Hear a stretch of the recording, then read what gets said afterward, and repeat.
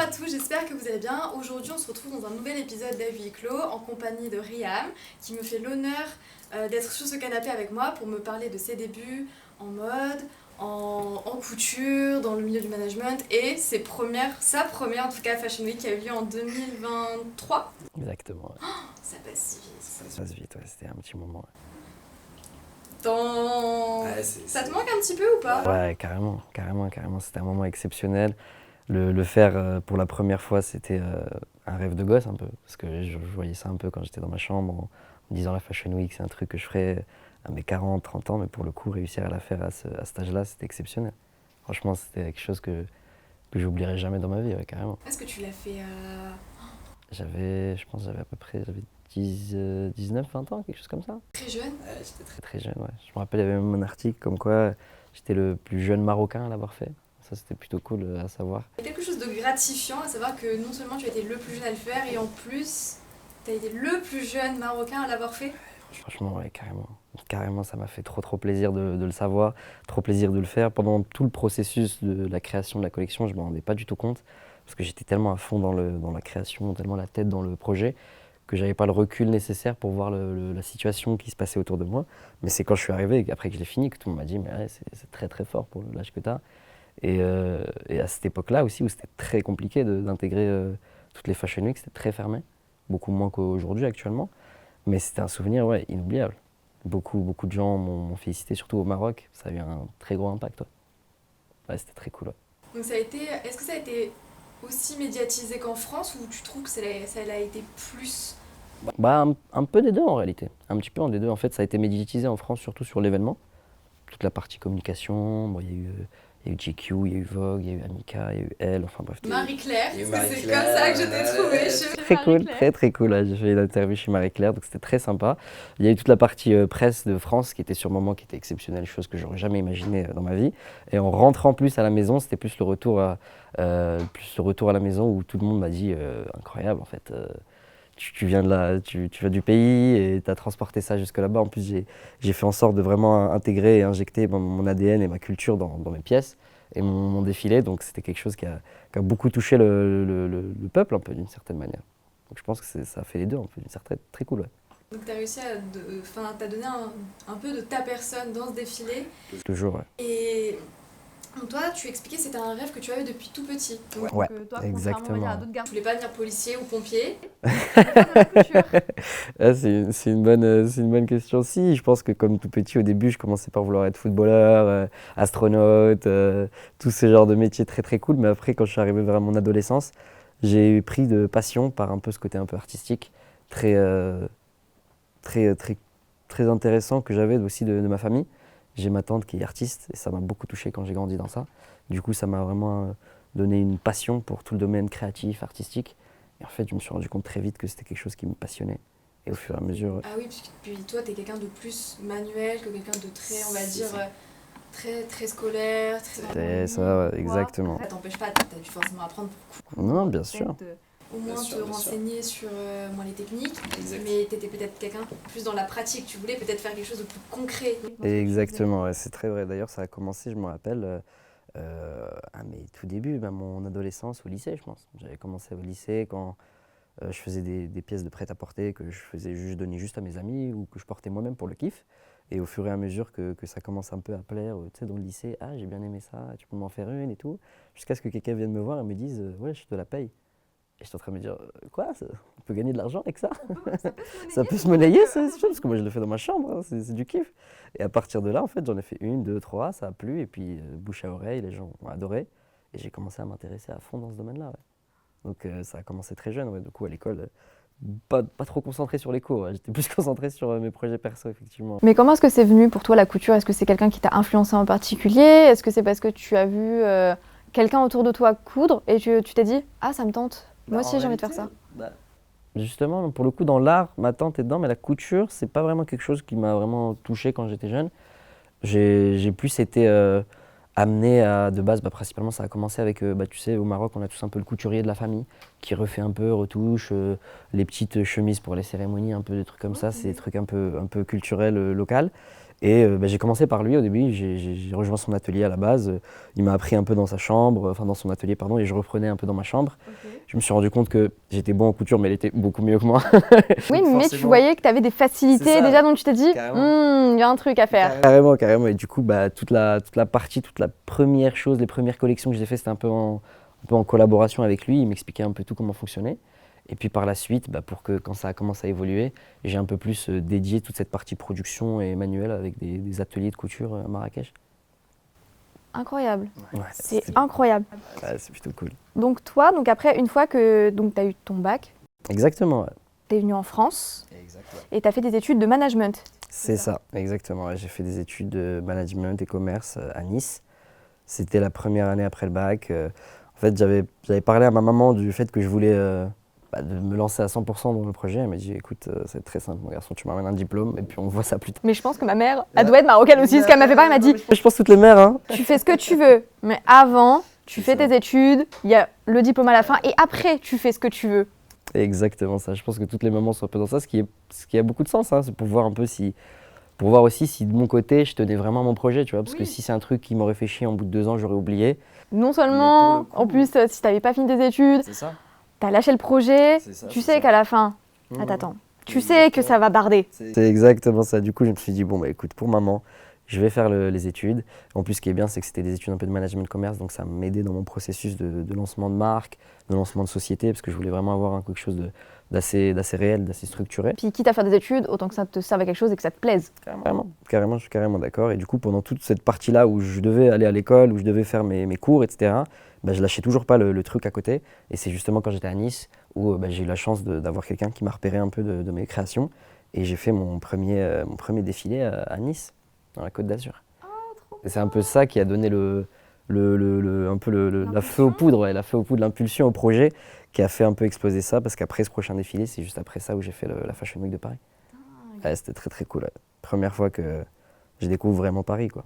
C'était pour la Fashion Week. C'était dingue. Parce que tu y étais peut-être déjà allé avant, mais dans un autre contexte. C'est ça. Pour vacances, un peu Disneyland, un peu la Tour Eiffel, un peu très touriste. Donc j'ai découvert un peu le vrai fond de Paris quand je suis allé le faire à la Fashion Week. C'était très cool ça pour le coup. Expérience incroyable. C'est quelque chose de très stressant, surtout quand on a 18, 19, 20 ans. C'est énorme. T'es tout seul, t'es dans vraiment la grande capitale de la mode, t'es en France. C'est un délire, surtout en termes de stress, d'énergie donnée, aussi par rapport à tout ce que tu transmets dans ton projet, que ce soit investissement, le temps, l'énergie, tout ce que tu donnes. Enfin, je me rappelle qu'à cet âge-là, c'était pas un truc que j'avais l'habitude de faire. Jamais je me serais imaginé arriver dans ce genre de projet à grandeur, ce genre d'échelle, parce que c'est lunaire. Mais pour le coup, avec du recul, ouais, exceptionnel. Je suis trop content du rendu que ça a eu. C'était du stress énorme stress que j'avais. Je dormais pas pendant, je crois, 2 semaines. Je dormais plus les 2 dernières semaines juste parce que je faisais toujours soit de la couture, soit je changeais des petits trucs sur des détails de mes pièces pendant 2 semaines d'affilée. Ouais. Ah, c'était exceptionnel. Puis après, tu fais le parallèle entre toi quand t'étais dans ta chambre, tu faisais tes propres vestes, t'allais au lycée. Et là, après, tu te rends compte que tu fais tes premiers défilés à Paris, il y a toute la presse française, internationale qui est là et tu te dis, waouh. Ouais, non, ça semblait comme un rêve, Je l'ai fait d'ailleurs avec mon meilleur ami qui m'a suivi dans ce projet depuis que j'ai 17 ans et qui m'a vu grandir, avec qui il m'a vu faire des t-shirts où j'imprimais juste des logos et j'ai commencé à évoluer, on a tout fait ensemble, on a fait ça ensemble à 2 et ouais, c'était lunaire, j'arrivais pas à le croire parce que c'est les choses que je voyais à la télé, les choses que je voyais sur YouTube, dans les grandes vidéos de Vogue ou quoi, en lisant la presse, les mannequins. C'était vraiment toute l'effervescence d'un défilé avec toute la prod, les gens qui courent partout, les mannequins qui s'habillent, les maquilleuses, les hairstylistes, les meufs avec les talkie-walkie dans la presse qui font OK, le La hairstyling, sécu, ah, le il y a telle rehearsal personne, et faut la tout, placer devant. faut la placer et tout. Ah, c'était lunaire. Toi, Non, t'es là, c'était t'es au milieu, t'es en mode, Et moi, je suis comme un petit en mode OK, ouais, on va faire ça. je vais repiquer la robe là parce qu'il y a un pan qui démange. Très cool, là. Pour le coup, c'était vraiment très très cool, une expérience inoubliable, surtout pour un premier show. Faire celle de Paris, c'est un truc qui arrive C'est la vraiment plus longue en plus, c'est la plus grande. 230 défilés dans la semaine. C'est exceptionnel, ouais, non, c'est exceptionnel. Pour le coup, c'était vraiment une expérience de fou. Ouais. Ça laisse quand même C'est un très gros et un très beau souvenir aussi, surtout quand tu viens de commencer, tu arrives et tu dis ok, moi je veux faire ça. Bah c'est ça, c'est exactement ça. En fait, c'est un peu comme une sorte de consécration par rapport au projet que tu as eu toute ta vie, tu vois. Genre, je me suis dit ça en me disant un jour, tout ce que j'ai fait, c'est en me disant, je vais arriver à un certain but que j'ai dans ma tête, c'est d'arriver à ce niveau-là. Et quand, au bout de 1 an, 2 ans, 3 ans de travail, tu commences à avoir des retours et qui correspondent parfaitement au projet que tu avais eu en tête, tu te dis comme quoi tu es sur la bonne voie, tu vois. Tu as fait le bon choix, tu as fait les bonnes décisions et que tu es en train de faire des choses qui sont assez intéressantes. Et le plus dur, c'est quoi alors? C'est de perdurer dans cette lancée-là? Ouais, bien sûr, ouais, c'est... Le plus dur, justement, c'est si tu as réussi à avoir la petite étincelle qui t'a fait un peu prendre le feu aux poudres, comme je l'ai dit tout à l'heure, c'est super bien. Mais le plus dur, encore une fois, c'est de tenir parce que c'est un monde qui va trop vite. Surtout la mode, la fashion, Paris, le monde du luxe, tout ça, c'est des choses qui évoluent à vitesse grand V. Donc en fait, si t'essaies pas d'avoir une certaine pérennité sur ta société, ta marque, ce que tu fais, suivre les tendances, être aux affûts de tout ce qui se passe en ce moment, ouais, c'est un travail d'une vie. Ouais. Donc ouais, le plus dur, c'est de rester, de tenir. Donc suite à le succès de ta collection que tu as exposée lors de la Fashion Week, qui était basée sur les 7 péchés capitaux, tu as disparu pendant 2 ans sur des réseaux. On t'a plus entendu. Et du coup, est-ce que cette pause, elle était nécessaire dans ton processus créatif ou ça s'est fait vraiment comme ça à l'instant parce que... Est-ce que c'est parce que pour toi, tu voulais vraiment... Bon, il y a eu énormément d'effervescence d'un coup, faut que je m'en remette, ou est-ce que c'était parce que tu n'as pas forcément continué à être régulier dessus? C'est un peu des deux en réalité, c'est un mélange de beaucoup de choses. Parce qu'en fait, il faut savoir que j'arrive à Paris avec 2 grosses valises remplies de vêtements, la tête plein de rêves et plus grand chose en poche en fait, parce que j'ai tout ce que j'avais économisé pendant mes études, et ce que j'avais économisé pour mon travail, j'ai tout investi en indé, un peu d'une certaine manière, un peu avec l'aide de mes parents, mais de très très peu. Tout ce que j'ai pu faire, je l'ai fait de moi-même. Donc j'ai un peu tout donné pendant cette phase-là de Fashion Week. Et après, j'ai eu ce moment où j'avais besoin d'un peu souffler, je pense. Un peu souffler, un peu respirer, un peu beaucoup plus me re-axer sur la suite de mes projets. Parce que c'était un peu comme si j'avais atteint le sommet d'une montagne et qu'avant de regravir la prochaine montagne, il fallait que je redescende un petit peu la pente, que je respire un peu de l'air frais pour remonter la prochaine. Donc je suis rentré au pays, j'ai retravaillé un peu sur mes collections, retravaillé un peu sur mes designs, retravaillé un peu sur la direction artistique de la marque, où est-ce que je voulais aller. Et ça m'a été hyper nécessaire et hyper utile pour pouvoir mieux repartir. Parce que souvent quand tu enchaînes très vite, des fois tu perds un peu en qualité et tu perds un peu en profondeur dans ce que tu injectes comme projet. Et tu avais peut-être peur de te perdre aussi. Ouais, c'est ça. Je pense ouais, tu peux très vite te perdre dans ce domaine-là. Parce que comme c'est un peu créatif, artistique, c'est des choses qui sortent un peu de ta tête, qui sortent un peu de ton esprit. Donc si tu n'as pas ce sang-froid et garder la tête froide, tu peux très vite t'embrouiller dans tes propres pensées. Oui, et puis là, après, vient un moment de réflexion où tu te dis, mais au final, qu'est-ce que je voulais faire?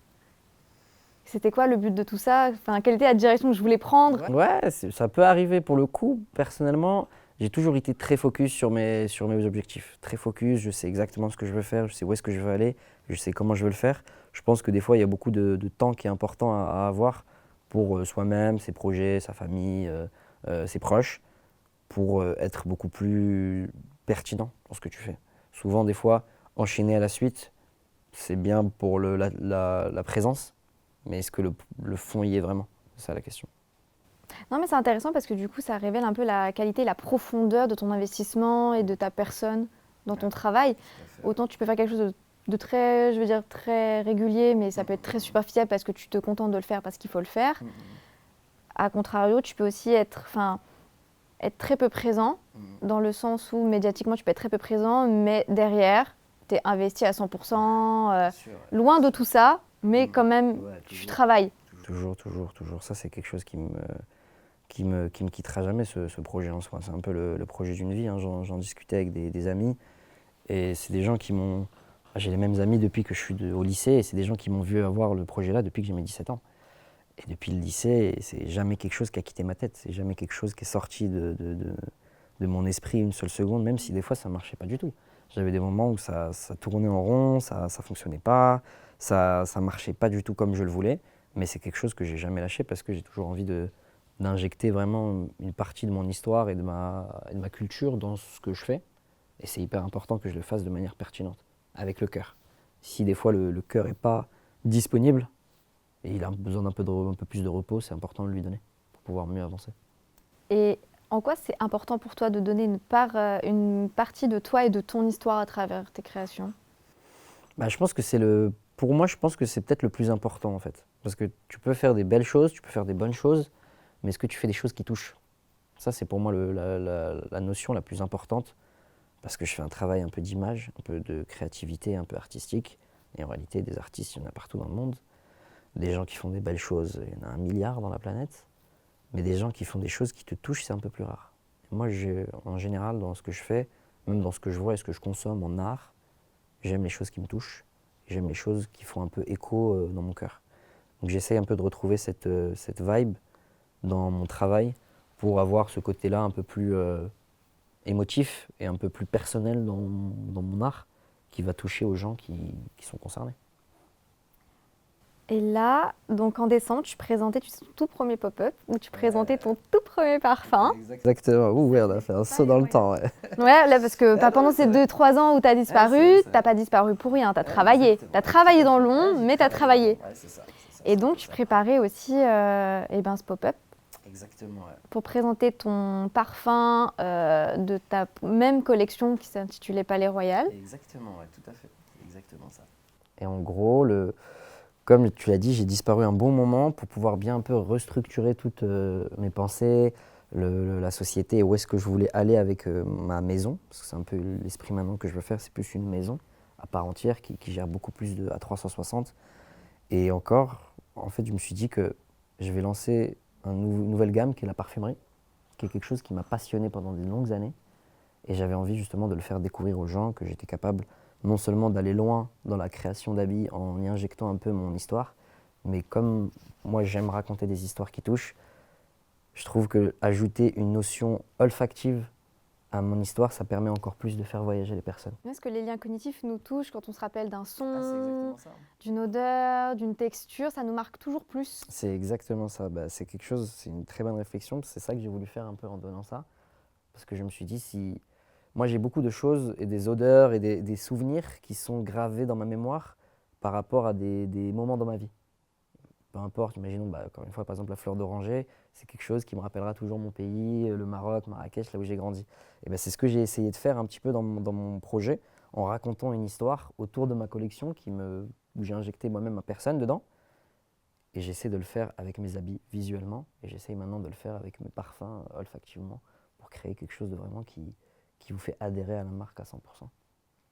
Et pour toi, donc à l'instar de nombreuses stars qui ont également créé leur marque de cosmétiques, qui ont également lancé leur première ligne de parfum, est-ce que pour toi, ce projet, en tout cas ce premier parfum, parce que tu en as lancé un autre par la suite, ça va très vite, ouais. Donc tu as déjà 2 parfums à ton actif et plusieurs collections.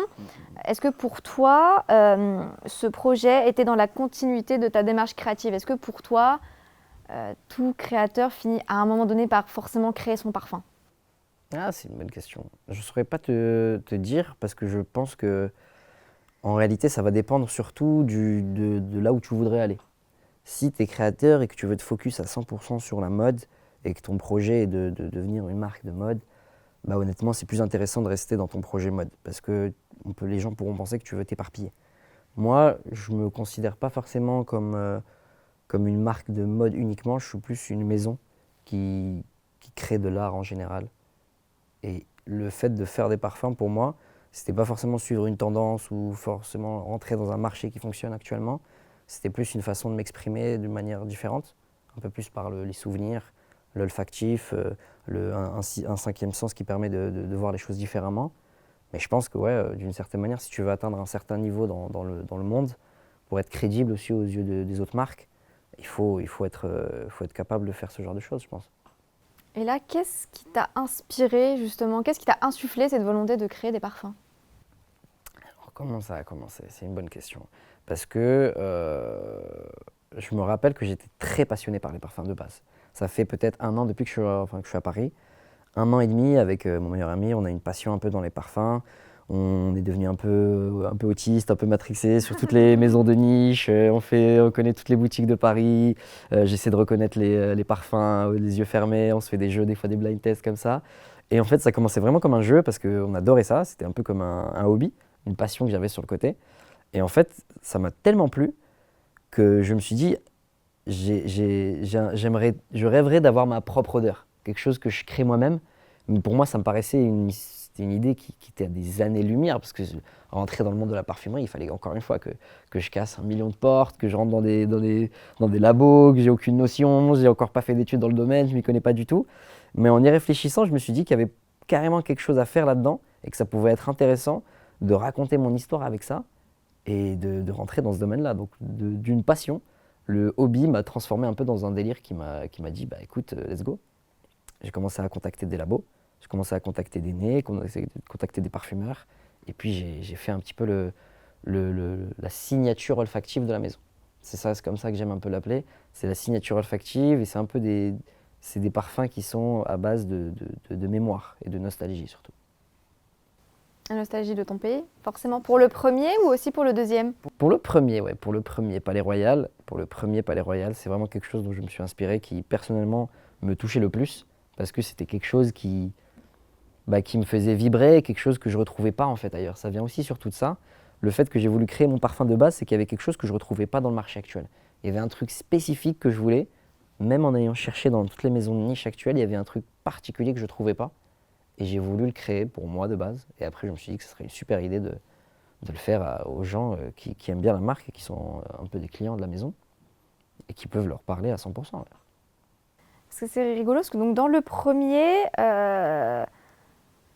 les notes de ton parfum font voyager les personnes qui le portent au cœur du coup, de ton Palais Royal à Marrakech. Exactement, ouais. Et pour toi, ce parfum, c'est un message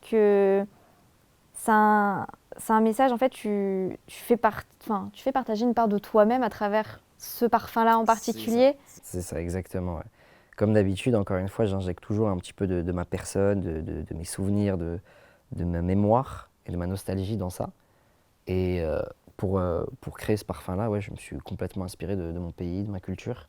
Et je l'ai injecté dans le parfum pour pouvoir créer un peu une sorte de signature nostalgique qui représente à 100% l'histoire de la marque. D'accord. Et dans le second parfum que tu as lancé exactement, ouais. la semaine dernière, exactement, ouais. Donc qui s'appelle Cerise Charnel, exactement, ouais, qui est différent de par sa composition, mais aussi de son packaging, de toute l'histoire qui véhicule derrière.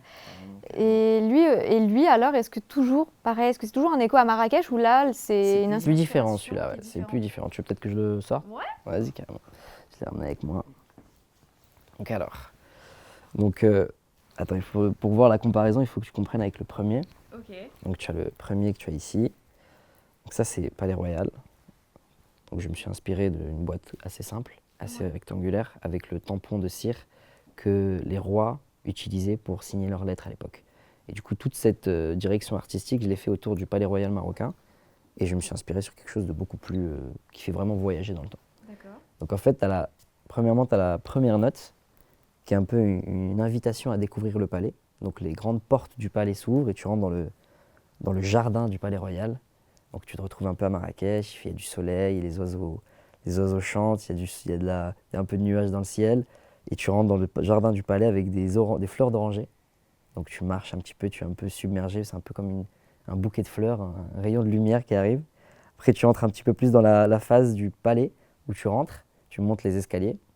Tu rentres dans la phase principale du palais où tu as quelque chose de beaucoup plus ancestral, beaucoup plus antique. Un palais un peu plus sombre avec de l'encens, de l'ambre. Il y a des meubles en bois qui ont un peu patiné avec le temps, des meubles en cuir aussi qui ont patiné avec le temps. Et à la fin, tu as le buffet royal qui est à base de fèves tonka, amandes et miel. Donc c'est vraiment quelque chose qui fait voyager dans le temps. Et c'est quelque chose qui personnellement me touche. Et je pense que n'importe quelle personne qui est allé au Maroc même, il n'y a pas besoin d'avoir grandi, parce que moi j'ai grandi donc ça me touche forcément, mais qui a grandi au Maroc ou qui est passé par là, c'est des odeurs qui vont le toucher. Oui, c'est très chaud, je trouve. Enfin, c'est assez oriental, c'est assez chaud, ça évolue beaucoup. Ça me rappelle l'été. Exactement. Indirectement, c'est l'été, c'est quand il fait chaud, il fait super beau dehors et tu te promènes et tu sens les épices. C'est une journée d'été très ensoleillée. Tu vas au souk, pour toi le souk, moi au marché, et il fait super beau, il fait chaud et tu sens toutes les épices quand tu traverses. C'est exactement ce que j'ai voulu vraiment créer dans ce parfum-là, parce que c'est un peu une signature olfactive qui me fait vraiment voyager dans le temps, et c'est vraiment un peu le parfum d'époque. C'est pas un parfum un peu nouveau avec des choses un peu tendance du moment que les gens aiment bien. Je suis vraiment parti sur des choses assez anciennes. Beaucoup de gens m'ont dit « Ah, ça me rappelle mes parents, ça me rappelle mes grands-parents » des fois, parce que c'est des choses qui sont inspirées d'odeurs qu'on retrouve chez nos anciens un peu du pays, tu vois. Donc ça, c'est pour le coup très très cool. Le flacon est très beau. Écoute, je suis très content. Pour le premier, je suis parti sur quelque chose d'assez sobre, assez chic. Pour le deuxième, pareil, je suis parti sur la même base, sauf que cette fois-ci, pour Cerise Charnel, le nom du deuxième parfum, j'ai décidé de le faire en rouge. Ce qui est bien avec ça, c'est que je l'ai fait complètement moi-même. Je suis parti de la même base et j'ai fait toute la direction artistique moi-même, un peu homemade. Je pense que tu as pu voir les vidéos. J'ai fait ça à la maison. J'étais en train d'y penser, en plus je me dis « Ah mais oui, ça me dit quelque chose !» J'ai fait ça à la maison, je les ai pas moi-même. J'ai changé le tampon de cire en noir pour l'accorder avec le rouge et pour le rendre un peu plus accordé aux notes du parfum. Là-dessus, on va être sur la cerise un peu noire, on va être sur de la fève tonka, on va être sur du cuir. Donc comme tu peux le sentir, c'est quelque chose de beaucoup plus intense, beaucoup plus séducteur un peu d'une certaine manière. Le mot cerise charnel, ça vient un peu de ce côté-là où c'est très profond en entrée. On a de la cerise, il y a quelque chose qui vient très gourmand après très rapidement. Et à la fin, on arrive sur quelque chose de beaucoup plus cuiré, assez sensuel, assez charnel, assez séducteur. C'est plus un parfum de soirée pour le coup. Oui. Moi, pour la journée, je pense que je mettrais Palais Royal. Ouais. Et pour le soir, je pense que je mettrais cerise charnel. Mais tu sais que quand on était venu te voir, Oui. c'était très compliqué parce que mon ami, entre les deux. il hésitait parce que autant moi je lui avais fait sentir Palais Royal, il avait adoré. Et du coup, je dis attends, mets-le à telle heure, je vais le mettre en même temps que toi, tu verras, ça allait évoluer différemment. Et lui, du coup, ça sentait fort. Lui, ça sentait le lourd, ça sentait le tabac. C'est ça, ce qui est bien, c'est que sur chaque personne, ça évolue différemment en fait. Alors que moi, ça sentait plus le miel, le patchouli. C'était plus léger, on va dire. Et par contre, le soir, ça s'était complètement inversé. Quand on l'avait refait, quand on avait retesté, quand on était venu te voir, je sentais le tabac pendant 3 jours sur le poignet. Je me dis, oh, c'est fort quand même. Et lui, ça avait complètement disparu. Ça sentait l'amande, ça sentait le miel. Nous, ça s'était complètement inversé. Il a une vraie évolution de tous les retours que j'ai eus, c'est quelque chose d'assez très... Ah, c'était dingue. Et puis, des fois, je disais, attends, Mathieu, tu vas sentir. Il fait, oh, tu sens mon grand-père. Tu vois? Ah, tu sens mon grand-père. Des fois, on a souvent, plein de gens m'ont dit, ça sent un peu le parfum d'époque. Tabac froid un peu. Parce que c'est le tabac froid, c'est du cuir un peu glacé, c'est de l'encens. Il y a du oud, il y a du patchouli, donc c'est des choses très boisées, mais en même temps très fraîches en entrée, parce qu'on a la fleur d'oranger, le café, le miel.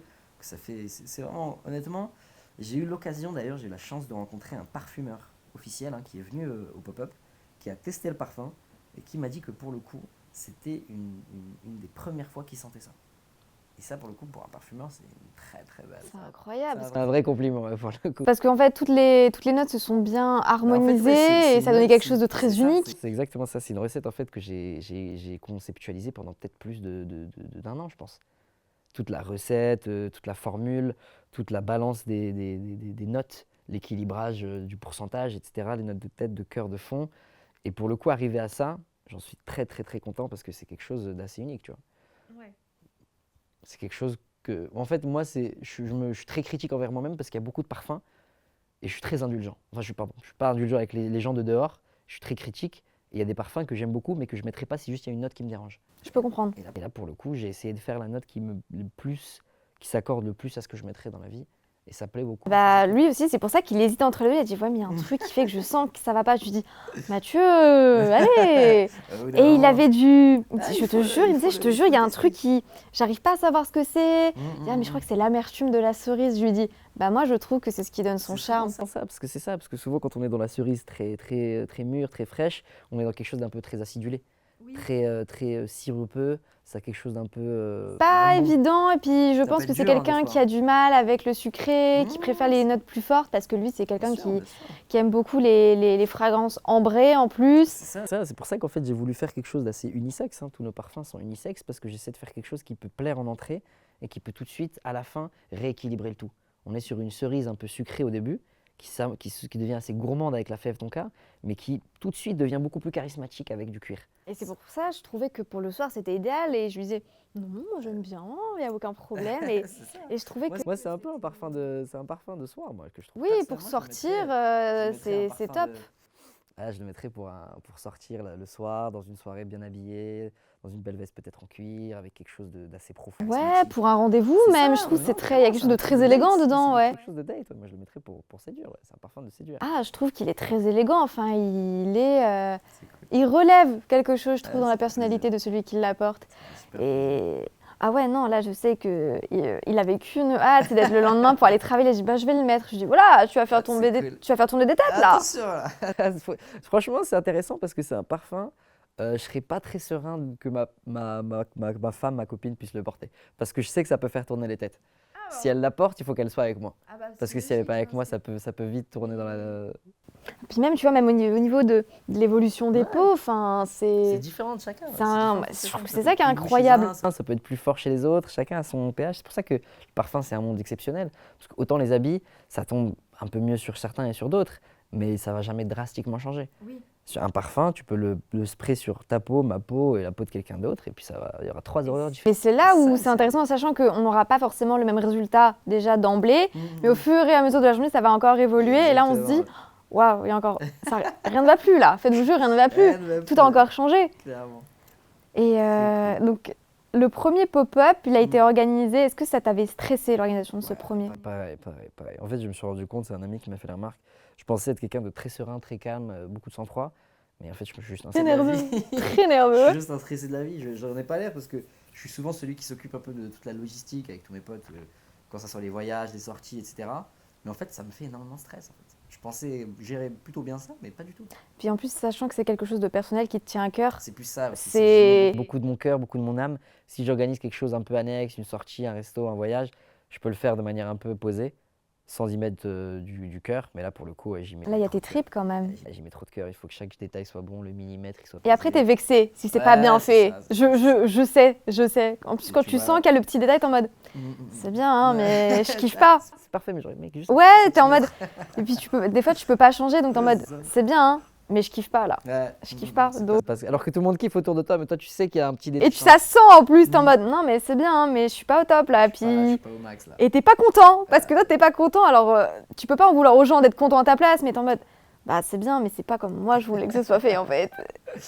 Et c'est un peu un cercle vicieux, parce que t'as un peu ce truc où, bah attention, tu seras jamais satisfait, alors que t'es en mode, bah si, cette façon-là, moi ça me satisfait, mais j'arrive pas à l'atteindre. Je suis grave d'accord avec toi. Je suis grave d'accord. Et donc là, donc 2 fragrances, Exact. 2 collections. 2 collections, ouais, en à peu près 6 mois. En fait, la pause que j'ai pu faire juste avant, c'était nécessaire pour que je puisse reprendre l'année. J'avais prévu en fait de faire l'année 2026 où j'allais T'y remettre. j'allais m'y remettre à fond quoi. Les cours tournent. Donc là, une fois que tout est terminé, bah, j'imagine qu'il y a encore un autre projet qui va se lancer, forcément. Ouais, ça va pas s'arrêter. Ça va pas s'arrêter. Là, pour le coup, cette année, ça va être très, très, très cardio, les amis. Il va falloir s'accrocher. J'ai prévu de lancer le premier parfum. J'ai lancé le deuxième parfum. J'ai une nouvelle collection qui va bientôt arriver en été. Et un nouveau défilé qui va arriver en été. Trop bien. Dingue. C'est peut-être une exclue, mais normalement, si tout se passe bien, nouveau défilé en juin pour la Fashion Week. Mais c'est si tôt. C'est si tôt. Ouais, c'est si tôt. Tout le monde me le dit, hein, mais j'ai pas le temps de perdre du temps, en réalité, pour ce que j'ai envie de faire. Period. Là où je veux aller. Period. Period. Là où, Drop the mic. là où je veux aller, en fait, il va falloir que je m'y donne à 200%. Et comme je t'ai dit, bah, là, j'ai un taf à côté que j'avais, c'est un peu un side job, que j'avais pour pouvoir un peu tout autant financer de moi-même. Mais là, pour le coup, je vais avoir j'ai tout ce que j'ai fait actuellement, les parfums, les deuxièmes parfums, les pop-up, je l'ai fait en même temps que le taf. Ça veut dire que c'était pendant vraiment juste Non-stop. mes jours off en fait. Allô boss, est-ce que je peux être off dimanche? J'ai un pop-up. Puis lui, il est là en mode.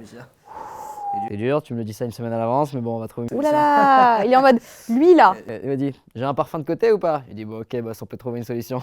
Ça va, à l'amiable en vrai, ça va. Ah, franchement, j'ai très très cool. Toi, t'es en mode. S'il te plaît, t'as deux hâte de m'appeler. Je suis désolée, mais là. Ouais, 100%. Et pareil, là, le pop-up, je l'ai fini le dernier là. Ouais. 23h, on range, minuit, je rentre à la maison, 1h, je dors, le lendemain, je suis au taf. Matin. Allez hop. Ça s'arrête pas. Inarrêtable.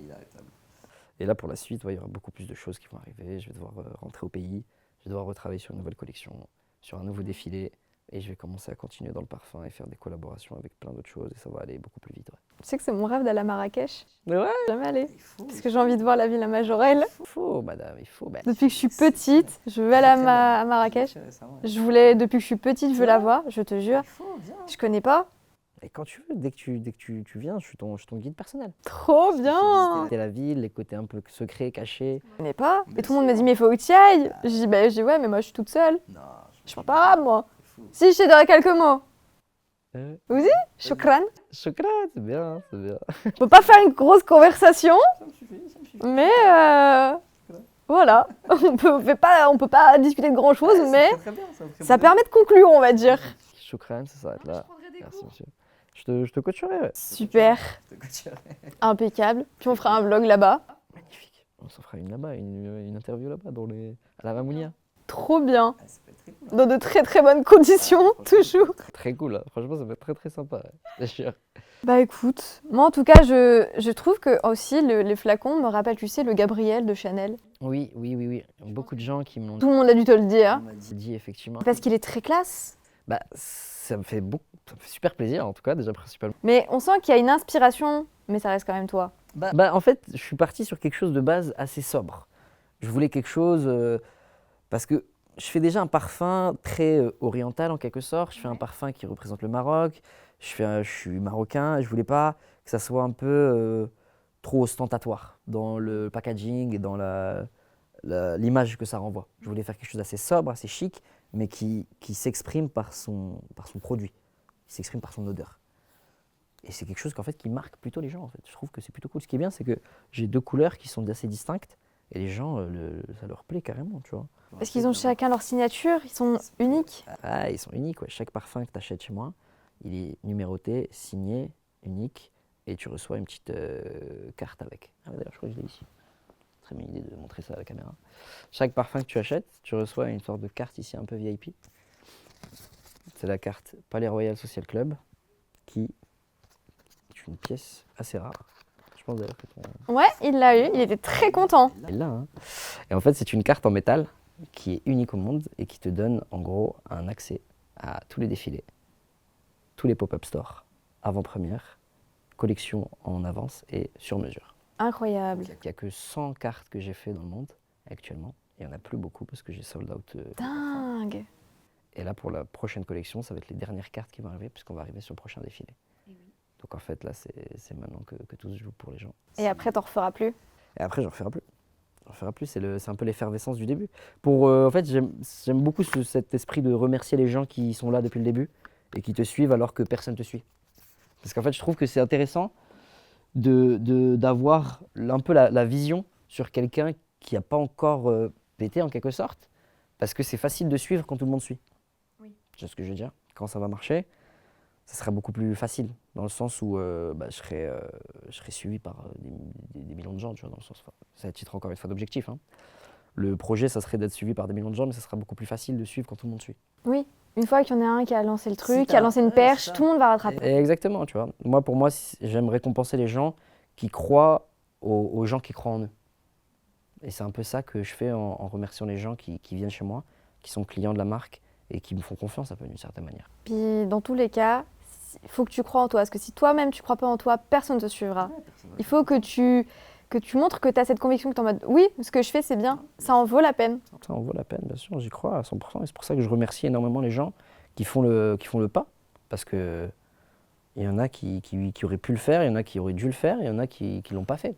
Des gens même proches de moi qui l'ont pas fait parce que ils n'avaient pas ce côté-là en se disant ouais non, j'y crois pas forcément. C'est un choix, mais je remercie ceux qui le font. Et puis tu suis pas, bah, c'est pas grave. Il y en a d'autres qui le feront, ils le feront peut-être mieux même. Exactement, comme écrit sur la carte, no seat left at the table. Ouais, voilà. C'est un peu le slogan de la marque. Plus de place à la table. Fallait être là. Fallait être là, c'est ça. On n'a pas le temps, fallait être là. Fallait être là en fait, ma copine. Mais c'est ça. Et plus de place, pas mon souci. C'est pas mon dos, pas mon souci. C'est pas mon souci. Non, mais c'est dingue parce qu'il s'est passé énormément de choses. En fait, on a l'impression que tout arrivait d'un coup et en fait, non, il y a quand même eu un laps de temps. Non, énormément. Mais comme t'as profité de ce laps de temps pour travailler, au final, tout se suit assez naturellement en fait. C'est ça, exactement. Ouais. Donc là, peut-être une troisième fragrance, forcément une collection qui va arriver. Peut-être, on ne sait pas. Je ne sais pas encore, il faut que j'étudie la question, mais ouais, nouvelle collection, nouveau défilé. Peut-être. 2026, plein de projets. 2026, ça va aller assez rapidement, dans le sens où moi-même, dans ma cadence, je vais devoir accélérer. Parce que j'ai envie et besoin de faire beaucoup de choses qui me touchent et que j'ai un peu une urgence de créer. Quelque chose qui vibre dans le cœur. Ce qui est très intéressant, je trouve, au niveau de tes fragrances, c'est que tu as su conjuguer les deux savoir-faire, je trouve, autant le parfum français que le parfum oriental. Parce qu'on ne parle pas assez, je trouve, du parfum oriental qui est vraiment un parfum à part entière. Ouais, c'est vrai. Le concept de layering, c'est le Moyen-Orient qui l'a. C'est vrai. Pour rappeler, le layering, c'est la superposition de différentes odeurs. Donc, c'est vous qui avez inventé ce concept-là avec les hammams déjà. Ouais, c'est vrai. Avec tout ce qui va être les soins pour le corps, les gommages, le sel, l'eau, les eaux pour le corps, les huiles, les crèmes, les embaumes, tout ce qui va être les baumes pour le corps, l'oud. Et enfin, le parfum très fort. Exactement, ouais. Tout ce qui va être ce qui a été repris maintenant. Tout le monde fait ce système de layering olfactif. Et je trouve que ce qui est très intéressant, c'est que tu as su conjuguer, on va dire, pour moi, le Palais Royal, c'est vraiment un layering oriental. Je suis tout à fait d'accord. Ouais, c'est tout le savoir-faire oriental concentré dans un flacon. À côté, tout ce qui va être, je pourrais pas dire plus français, parce que c'est quand même des notes assez exotiques, des notes assez gourmandes, mais il est très différent du premier. Ouais, et je trouve que c'est le fait que tu aies réussi à marier deux savoir-faire très singuliers en eux-mêmes. Je trouve que c'est complètement incroyable. Hyper cool, ça me fait super plaisir déjà que ça te parle, parce que c'est un peu ça que j'ai voulu faire justement. Quand j'ai créé la première, j'ai voulu vraiment créer quelque chose, un peu cette multiple couche de notes qui crée un seul parfum, comme si c'était plusieurs layering qui étaient faits dans le même parfum, alors que dans le deuxième, j'ai fait quelque chose de beaucoup plus intense, beaucoup plus profond. Et comme tu as dit, c'est un peu deux équipes, ce qui est bien, c'est que ça parle à tout le monde. Beaucoup de gens, à mon pop-up par exemple, ils sont venus à deux, et dans 90% des cas, les personnes sont divisées. Il y en a un qui préfère Palais Royal et un qui préfère Cerise Charnel. C'est tout le temps comme ça. C'est jamais unanime. Ça que j'aime, c'est que ça divise. Du coup, ça fait. Mais ça rassemble aussi. Et ça rassemble d'une certaine manière. Donc ça, c'est très très cool. Ça nous rassemble sur le fait qu'on n'est pas d'accord. C'est grave. Non, ça fait discuter. C'est comme un bon film. Un bon film, c'est un film qui fait parler. C'est un film, c'est qui fait quelque chose qui divise. Une belle œuvre d'art, c'est quelque chose qui donne envie d'en discuter, qui donne envie d'en parler. C'est quelque chose qui te marque aussi. Si une bonne œuvre d'art, si elle est juste belle, elle ne te fait pas parler, tu ne te rappelleras pas. C'est quelque chose qui va faire toucher quelque chose dans ton cœur. Donc ce sont des bons parfums. Eh bien écoute, je suis très content de l'entendre. Ça me fait plaisir de savoir ça, effectivement. Eh bien écoute, 2026. 2026. Le succès, hein. Inch'Allah. Merci beaucoup, ouais. Franchement, c'est top. Merci beaucoup en tout cas, Riam, d'avoir été là. Plaisir, ça m'a fait très plaisir de t'avoir vu. Très très content aussi d'avoir fait ça avec toi. Merci encore une fois pour l'invitation. Avec plaisir. On se voit au défilé. Donc. Ouais. Puis à Marrakech. Et à Marrakech, évidemment. Je dois te faire ton guide personnel. Parfait. J'attends que ça. Merci beaucoup en tout cas. Avec grand plaisir. Pour moi, je vous remercie de nous avoir écoutés. Ce fut un énorme plaisir, un énorme privilège d'avoir eu Riam à mes côtés. Ah non, si, je suis charmée là. Je suis très heureuse. Je suis très heureuse de vous avoir fait découvrir quelqu'un, je trouve, de très créatif, qui a su mélanger toutes ses connaissances, le savoir-faire qu'il a pu acquérir au cours de son parcours, de tout ce qu'il a pu partager, tout ce qu'il a pu apprendre, mixer tout ce qu'il sait pour nous donner quelque chose de à la fois très très beau et de très intemporel. Et rien que pour ça, je te remercie. J'espère qu'en tout cas, ça vous aura plu. Et je vous invite à regarder les autres interviews que vous n'avez pas pu voir si c'est le cas. En attendant, moi je vous remercie et je vous dis à la prochaine fois.